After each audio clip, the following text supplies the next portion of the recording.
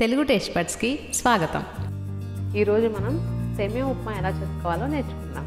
దానికి ఒక ప్యాన్లో కొంచెం నెయ్యి యాడ్ చేసుకోవాలి.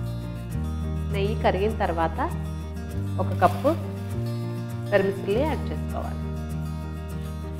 ఇప్పుడు దీన్ని నెయ్యిలో బాగా ఫ్రై చేసుకోవాలి.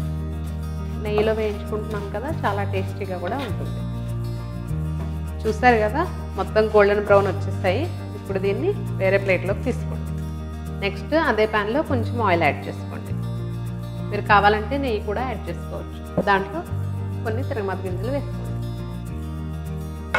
తర్వాత కొంచెం జీడిపప్పు వేసుకోండి. అవి కొంచెం ఫ్రై అయిన తర్వాత ఆనియన్స్ యాడ్ చేసుకోండి. కొంచెం పచ్చిమిర్చి కూడా యాడ్ చేసుకోవాలి. మనకు ఉప్మాలో కారం ఓన్లీ పచ్చిమిర్చి నుంచే వస్తుంది. దీంట్లో ఇలా సన్నగా తరుక్కున్న అల్లం కొంచెం వేసుకోవాలి.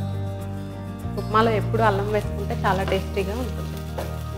తర్వాత కొంచెం కరివేపాకు వేసుకోవాలి. నెక్స్ట్ కొంచెం సాల్ట్ యాడ్ చేసుకోవాలి. నెక్స్ట్ కొంచెం పసుపు వేసుకోండి. నెక్స్ట్ కొంచెం మిక్స్డ్ వెజిటబుల్స్ యాడ్ చేసుకోండి.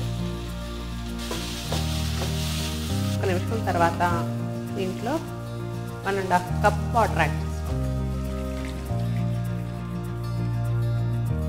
మనం 1 కప్ వెర్మిసిల్లీకి 1.5 కప్ వాటర్ యాడ్ చేసుకోవాలి. ఇప్పుడు ఇదంతా బాయిల్ చేసుకోవాలి. చూసారు కదా, వాటర్ అంతా బాగా బాయిల్ అయిపోయింది.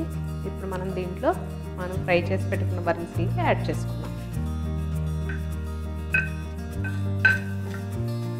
దీన్ని ఇప్పుడు ఇలాగే ఒక 3 మినిట్స్ కుక్ చేసుకోండి. చూసారు కదా, బాగా కుక్ అయిపోయింది.